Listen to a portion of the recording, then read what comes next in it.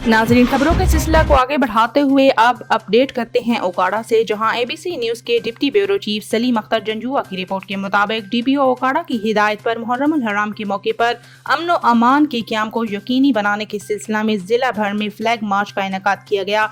Flag march circle अफसरान की सरबराही में ईगल स्क्वाड की टीमों समेत भारी नफरी के साथ किया गया। फ्लैग मार्च में सर्कल के SHO, traffic police, elite force और पुलिस लाइन की नफरी ने हिस्सा लिया।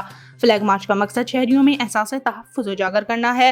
पुलिस मुहर्रम उल हराम के मौके पर सिक्योरिटी के फुल प्रूफ इंतजाम को यकीनी बनाएगी। अमन व अमान के क़याम और जराइम पेशा अनासर की सरकूबी के लिए ओकाड़ा पुलिस पूरी तरह मुस्तैद है।